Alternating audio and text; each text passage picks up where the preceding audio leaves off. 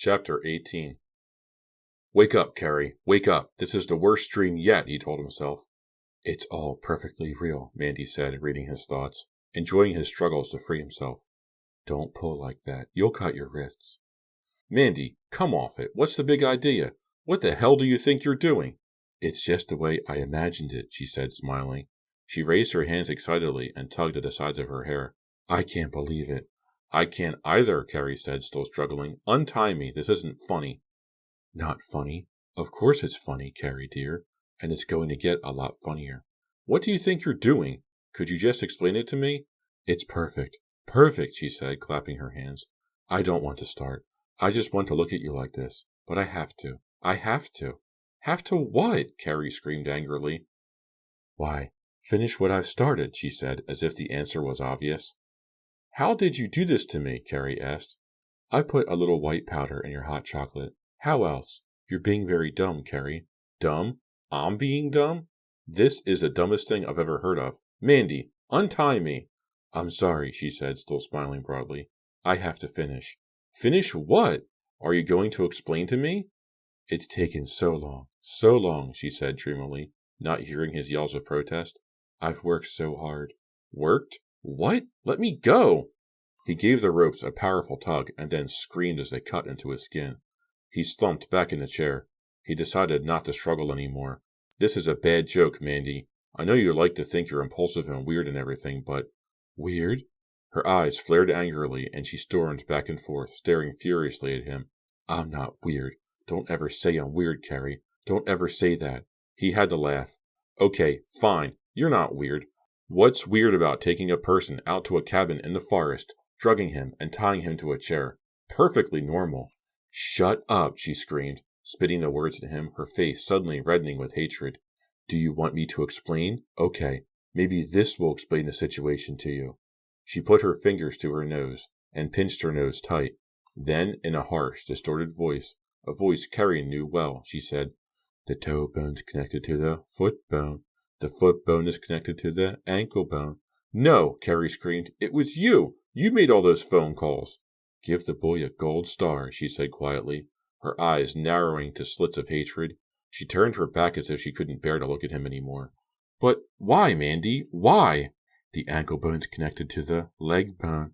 The leg bone's connected to the knee bone, she said furiously, her voice distorted by hatred. She began to pace back and forth again, faster and faster.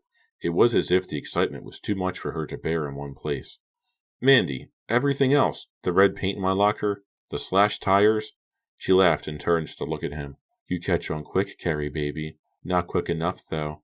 He stared into her laughing face. She didn't look like the same person. Her eyes were wild. She had pulled her hair out at the sides, so it stood up as if electrified. He tried to think of what to do, what to say to get her to release him. He had to get free. She looked crazy enough to do anything. Mandy, he said quietly.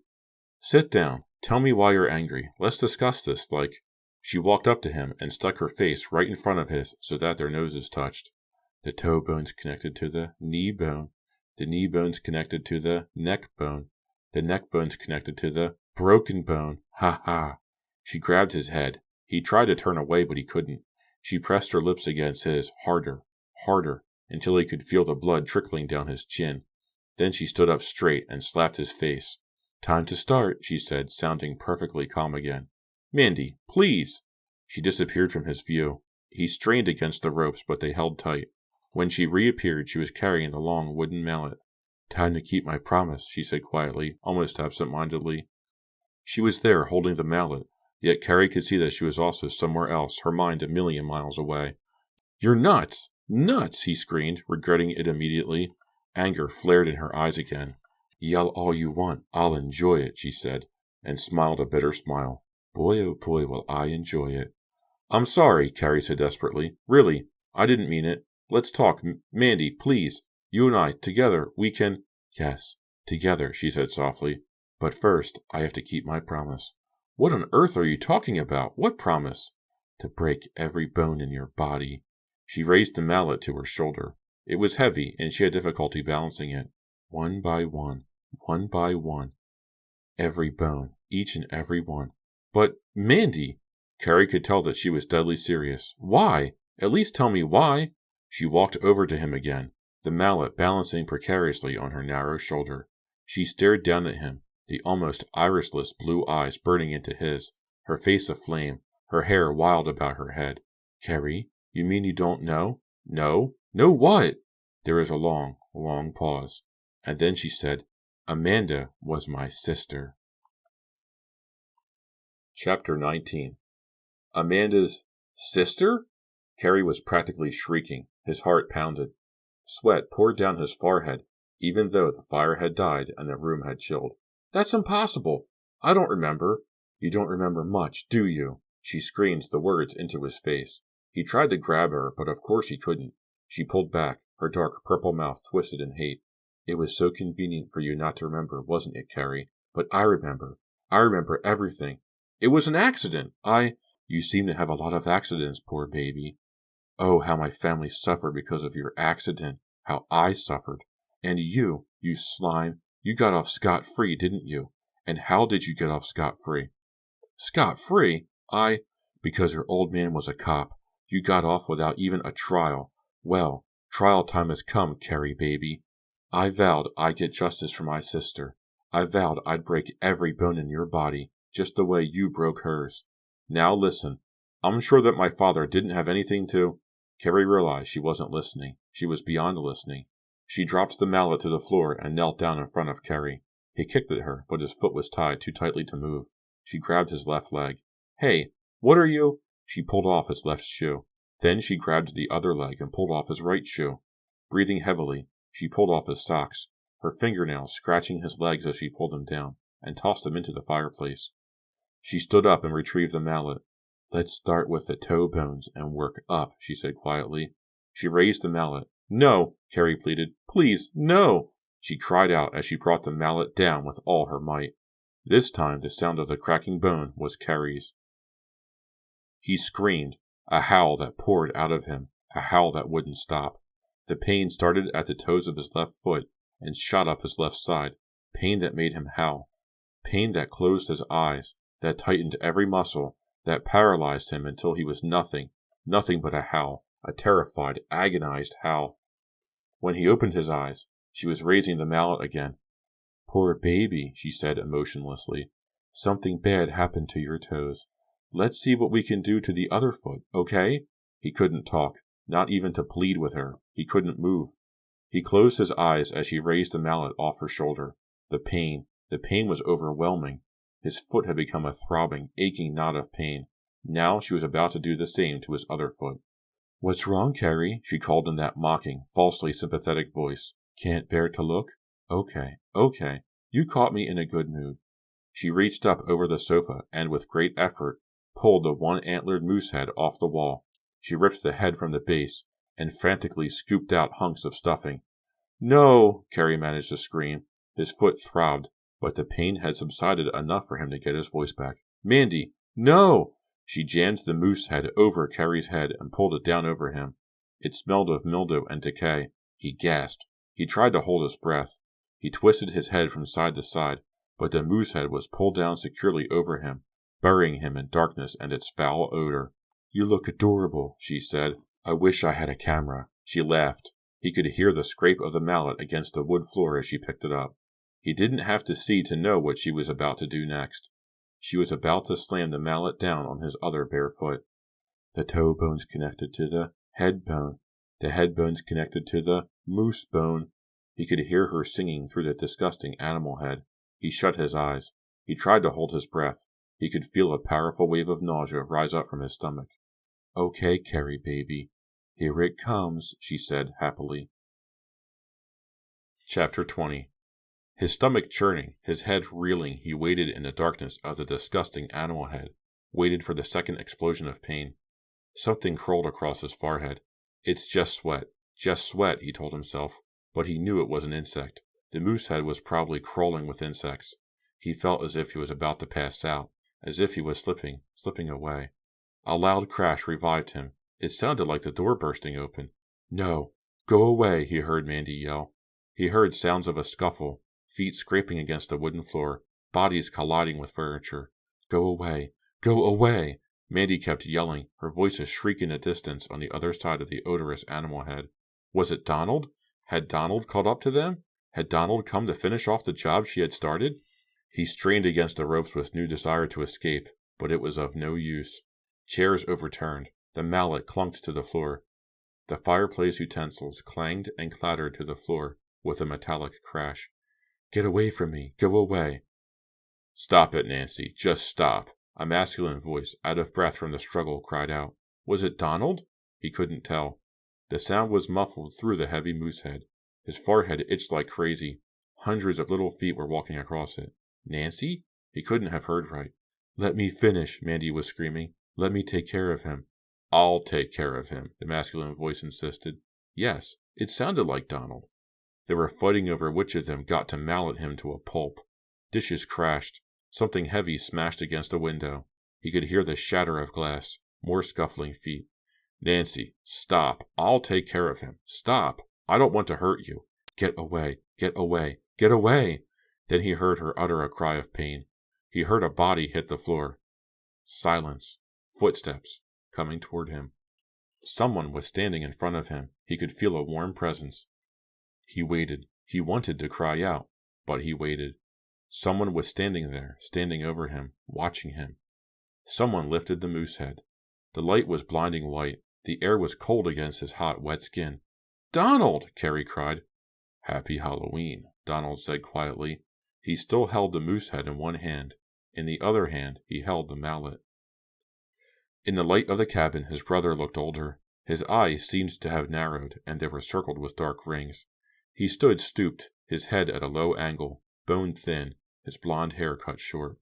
Donald stared down at him, the mallet at his side. He dropped the moose head to the floor and kicked it aside. This is it, Carrie thought. Donald's big moment.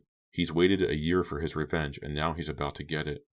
Carrie looked away and saw Mandy lying face down in front of the fireplace. He knocked her out of the way so he could get to me, Carrie thought. Donald raised the mallet. Carrie sucked in his breath. Donald tossed the mallet aside. Looks like you've been leading an interesting life, Carrie, he said, a smile slowly breaking across his face, crinkling his tired eyes. Donald, I'm sorry, Carrie blurted out. You're sorry? Donald said softly. I'm the one who's sorry, Carrie. I had no idea she'd go this far. Really. Is she... Carrie looked over at the unmoving body of Mandy. I gave her a light tap, Donald said. She'll be okay. He knelt down and began to untie the ropes around Carrie's ankles. My foot, Carrie said.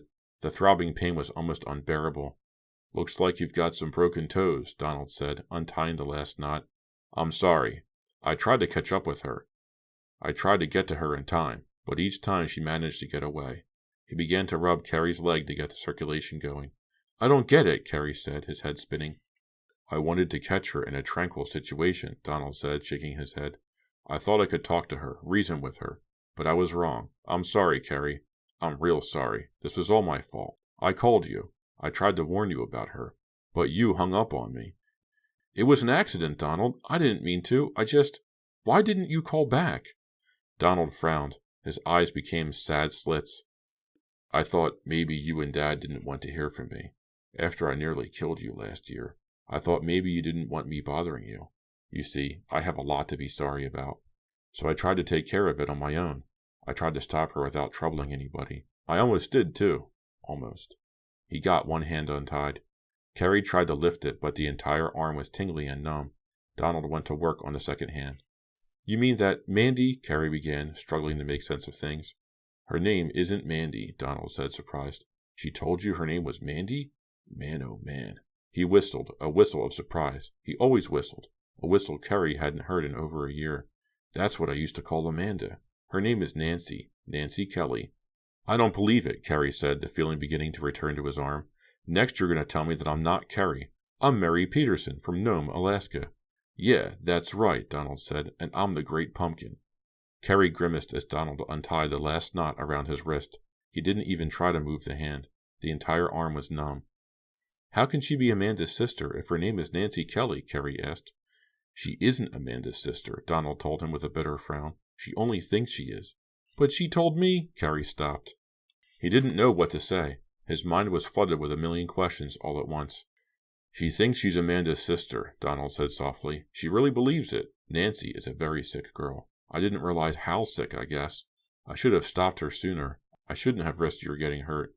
I shouldn't have... Shouldn't have what? Carrie insisted. Shouldn't have told her the whole story about me and Amanda, and you and the accident. But what else was I going to talk about up in that hospital? You mean she was there too? Carrie asked. Yeah, she's been there most of her life, poor kid. She's had several different identities, none of them her own. She hides in other people's lives. She becomes other people. I told her all about the accident, why I was in the hospital, everything. I even told her about this cabin that Amanda's parents own. She remembered everything, Donald continued. She absorbed everything I told her, and I guess she just moved into the story, took a part for herself, became Amanda's sister. I was an idiot. I was lonely, so I talked to her. I told her too much. When she escaped from the hospital, I knew where she was going, what she was going to do. I knew it. So you decided to go after her? Carrie asked, staring up at his brother.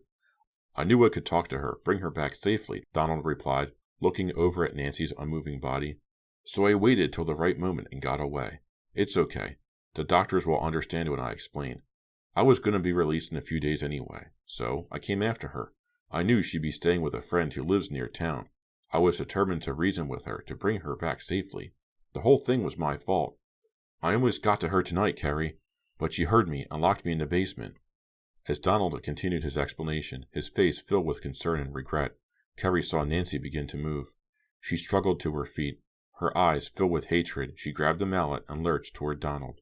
Did Donald see her? No. He had his back to her. He was still staring intently at Carrie, still explaining, still apologizing.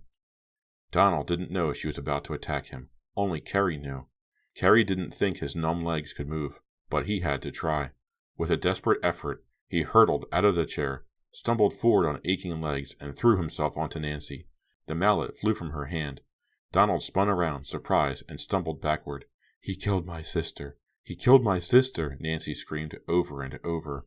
Carrie grabbed Nancy and tried to hold her still, but she attacked him with her fists, pounding his chest wildly, furiously, screaming and crying. He held her by the shoulders, letting her pound him, until her blows became weak. She uttered a low cry and collapsed to the floor. Poor kid, Donald muttered, looking over at her. His foot throbbing, Carrie hopped back to the wooden chair. That was a nice tackle, Kerr, Donald said. Maybe you should try out for defense. You know, tackle or linebacker or something. I don't want to talk about football, Carrie groaned. They heard sirens in the distance. A few seconds later, the cabin was invaded by bright white headlights. The sirens were right outside. Here comes the cavalry to the rescue, Donald said. You mean? Carrie started in surprise. I called Dad just before I came after you. Told him I was heading up here following you. Looks like we're about to have a happy family reunion. Carrie smiled. He even forgot about his shattered foot for a few seconds. Donald picked up the moose head and tossed it at Carrie. Here, Carrie, quick, put this back on. Dad has such a dull life. Let's give him a thrill. A few days later, Carrie was heading out of school, struggling with his crutches, his arms aching from pulling and pushing them. He bumped into Sal Murdoch on his crutches. Copycat, Sal sneered. Get a horse, Carrie replied. It wasn't too original, but it got a laugh out of Sal. Hey, Gimp, over here, a voice called. It was Josh, gesturing to Carrie on the sidewalk in front of the main entrance. Carrie hurried over to him as best he could, getting his right leg tangled in his right crutch and nearly falling face forward onto the walk. I thought maybe you could carry my books for me, Josh said. Very funny, Carrie growled, kicking at Josh with his good foot. Want a lift? Sure, Carrie said. Well, don't look at me. You know I don't have a car. You're a million laughs today, Josh, Carrie said, leaning on his crutches. Don't you ever get tired of that joke? Don't you ever get tired of falling for it? Well, listen, Carrie, I wonder if you could do me a favor. No way, Carrie said, grinning. Well, my cousin Sarah is coming to town this weekend. She isn't fabulous or anything, but she's a good kid and she's kind of pretty. I thought you might like her. I was wondering if maybe you'd like to... I don't believe this, Carrie said, raising a crutch in the air as if to brain Josh with it. A blind date? Are you seriously suggesting a blind date? Well, Josh backed away. I see your point. I guess not. Sorry about that. Some other time. Sorry. He turned and started running down the block. Hey, wait, Josh! Carrie propelled himself after Josh, hopping on one leg, raising and lowering the crutches in front of him. Wait, Not so fast. Let's discuss this. How pretty did you say she was? This has been a Nightfall Audiobooks production of Blind Date by R.L. Stine, a point horror novel, Book 1. Wow, that was Blind Date. That was R.L. Stine's first book. I read in an interview once that he was meeting with one of his friends, and she said something like, I can't write young adult horror, and he goes, I can do it. And next thing he knows, his publisher calls him up and says, okay, the title is called Blind Date. Go ahead and do it. And he's like, okay. And this started his career in horror. So he did some point horror stuff. Then Fear Street launched, and we all know how successful Goosebumps was. This book was really good. It took a really, really long time for Mandy/Nancy to make her plan known. I didn't know what she was doing. When she called Carrie at the end there and she said, look, Donald's in the basement, I thought that was a bunch of crap. I was like, there's no way he's in the basement. When we finally meet Donald at the end there and he's untying Carrie, he says, she got me locked in the basement. I was like, really? How did she do that? If you know this girl, you know that she's a mental patient. Why did you go in the basement with her? And what did she do? How did she get you down there? How did she lock you up? Anyway, the characterization was really good. Josh was great. He was funny when he needed to be. The bullies were extremely brutal. This is not usual Stine fare in that Carrie went to his family for help. His dad is a cop. He says, we're going to help out. The principal got involved, and he said, we are going to figure this out together. That's not what usually happens in Fear Street. In Fear Street, the person usually shoulders the burden by themselves, like in The Cheater. Carter Phillips didn't want to tell her parents she was being blackmailed, so she started pawning off all her stuff. She was afraid that they would disapprove of her cheating on her test, so she took matters into her own hands. That's what people usually do on Fear Street novels. They usually shoulder the responsibility by themselves, and they don't seek any outside counsel. This was R.L. Stine's first novel. It was a lot of fun to read. Honestly, I sat down for the past hour and a half and just punched this out. I had to re-record Chapter 7 because I used the wrong microphone. It used my laptop's mic, not my Blue Snowball mic. So I sat down this morning, recorded Chapter 7 again, and then Chapter 17 through 20, so I finished the book this morning. This was great. If you want excellent R.L. Stine, this is a great book to pick up. I recommend it, highly recommend this book. It keeps you guessing until the very last second, and that's what he's really, really good at. The twists and things don't really come into play in this book. He didn't figure out that formula yet. The cliffhangers at the end aren't, really prominent, is what I'm trying to say. Anyway, thank you very much for listening. If you want to get in touch with me, you can write me an email, nightfallaudiobooks@gmail.com. I am also on YouTube at Nightfall Audiobooks. Feel free to like, subscribe, comment, tell your friends, tell your mom, tell whoever you think would like to listen to me read to them R.L. Stine novels. Thank you very much for listening, and I will see you next time.